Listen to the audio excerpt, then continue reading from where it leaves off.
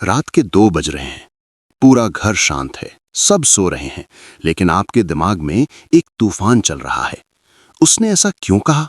कल क्या होगा? अगर मैं फेल हो गया तो?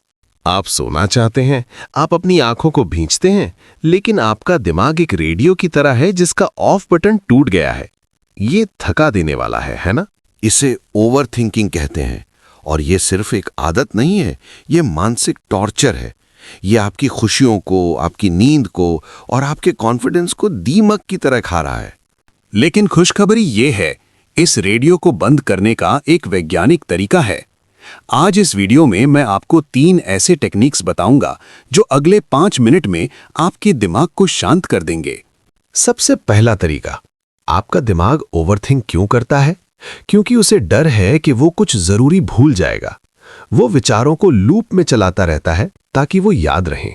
समाधान, उसे पेपर पर उतार दो। इसे ब्रेन डंप कहते हैं। एक डायरी लें और जो भी कचरा दिमाग में चल रहा है, डर, गुस्सा, टू डू लिस्ट, सब लिख डालें।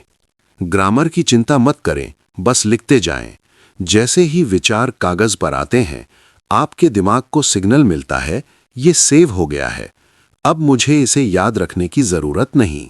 आप महसूस करेंगे कि आपके कंधों से एक भारी बोझ उतर गया है, दिमाग खाली हो जाएगा। दूसरी तकनीक, जब एंजाइटी बहुत बढ़ जाए, इसे ग्राउंडिंग कहते हैं। ये आपके दिमाग को भविष्य से खींचकर वर्तमान में लाता है। मेरे साथ करें। अपने आसपास देखें और 5 चीजें ढूंढें जो आप देख सकते हैं। घड़ी, पंखा, दीवार। अब 4 चीजें ढूंढें जिन्हें आप छू सकते हैं। कपड़ा, कुर्सी। 3 आवाजें सुने, पंखा, ट्रैफिक। 2 चीजें सूंघें और 1 चीज का स्वाद महसूस करें। ये गिनती आपके ब्रेन के लूप को तोड़ देती है। ओवरथिंकिंग हमेशा कल में होती है, ग्राउंडिंग आपको आज में लाती है और आज में कोई डर नहीं है। तीसरी तकनीक सबसे मजेदार है। अपने दिमाग को चिंता करने की इजाजत दें, लेकिन एक शर्त पर। एक समय तय करें, जैसे शाम के 5 बजे से 5:15 बजे तक। अगर सुबह 10 बजे कोई बुरा विचार आए तो खुद से कहें, अभी नहीं, इसके बारे में मैं शाम को 5 बजे सोचूंगा, और अपने काम में लग जाएं। आप चिंता को टाल रहे हैं। मजेदार बात यह है कि जब शाम के 5 बजते हैं, तब तक वो चिंता आपको बेवकूफी भरी लगने लगती है और आप उसे भूल चुके होते हैं। आप अपने दिमाग के मालिक हैं, नौकर नहीं।